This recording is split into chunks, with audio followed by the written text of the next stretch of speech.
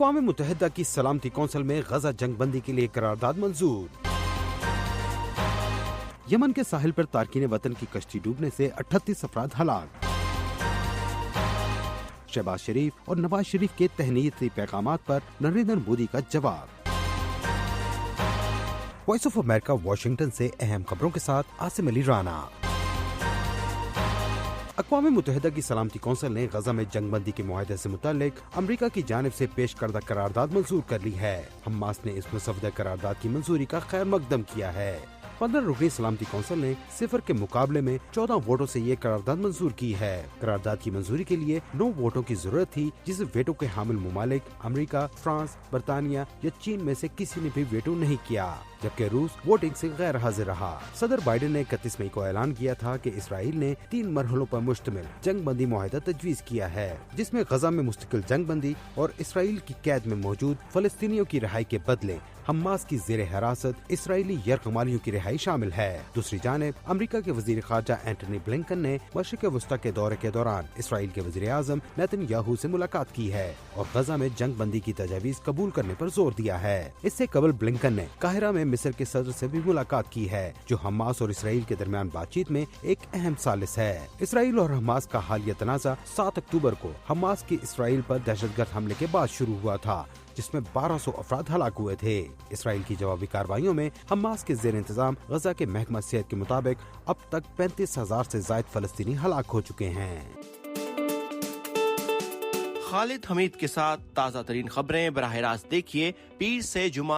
یمن کے ساحل پر افریقہ سے آنے والے تارکین وطن کی کشتی ڈوبنے سے 38 افراد ہلاک ہو گئے۔ یمنی حکام نے کہا ہے کہ تارکین وطن کی کشتی عدن کے مشرق میں شبوہ گورنری کے ساحل پر پہنچنے سے پہلے ہی ڈوب گئی۔ خبر رساں اداروں کے مطابق ماہی گیروں اور مقامی افراد نے 78 تارکین وطن کو ڈوبنے سے بچا لیا، جبکہ کشتی میں سوار 100 کے قریب افراد لاپتہ ہیں۔ حکام کا کہنا ہے کہ ڈوبنے والے دیگر افراد کی تلاش جاری ہے اور واقعے سے متعلق اقوام متحدہ کو مطلع کر دیا گیا ہے۔ اقوام متحدہ کے مطابق گزشتہ سال افریقہ سے 97,000 تارکین وطن یمن پہنچے تھے۔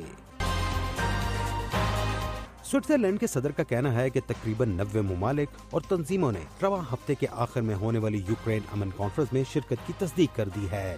سوئس صدر کا کہنا ہے کہ کانفرنس کا مقصد یوکرین روس تنازع کا پرامن حل تلاش کرنا ہے۔ انہوں نے کہا کہ کانفرنس میں کئی ممالک کی اعلیٰ قیادت اور اقوام متحدہ جیسی تنظیموں کے نمائندے شرکت کریں گے۔ کانفرنس میں فرانس کے صدر میکرون، جرمنی کے چانسلر شولٹز اور امریکی نائب صدر کاملا ہیرس بھی شرکت کریں گی۔ روس کو اس کانفرنس میں مدعو نہیں کیا گیا، جس پر ماسکو کا کہنا ہے کہ اس کی شرکت کے بغیر یہ کانفرنس بے معنی ہوگی۔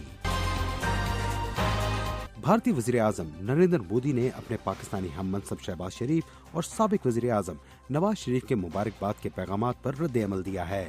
سماجی رابطے کی ویب سائٹ ایکس پر نریندر مودی نے شہباز شریف کے پیغام پر رد عمل دیتے ہوئے کہا کہ آپ کی جانب سے نیک خواہشات کے اظہار پر شکر گزار ہوں۔ سابق وزیر اعظم نواز شریف کو جواب میں بھارتی وزیر اعظم نریندر مودی نے کہا کہ آپ کے پیغام کو سراہتا ہوں۔ بھارتی عوام ہمیشہ امن، سیکیورٹی اور ترقی پسند خیالات کے حامی رہے ہیں۔ اپنے شہریوں کی حفاظت اور خوشحالی ہمیشہ میری ترجیح رہے گی۔ نریندر مودی کے مسلسل تیسری بار وزیر اعظم بننے پر شہباز شریف اور نواز شریف نے مبارکباد دی تھی اور ان کے لیے نیک تمناؤں کا اظہار کیا تھا۔ نواز شریف نے اپنے پیغام میں بھارتی وزیر اعظم نریندر مودی کو دعوت دیتے ہوئے کہا تھا کہ آئیں ہم نفرت کو امید سے بدل کر اسے 2 ارب انسانوں کی ترقی کا موقع بنائیں۔ یہ وائس آف امریکہ واشنگٹن ہے۔ افریقی ملک ملاوی کے نائب صدر کا طیارہ دوران پرواز لاپتہ ہو گیا ہے۔ طیارے میں نائب صدر ساولوس کلاؤس سمیت 10 افراد سوار تھے۔ نائب صدر کا طیارہ پرواز کے تھوڑی دیر بعد ہی ریڈار سے غائب ہو گیا۔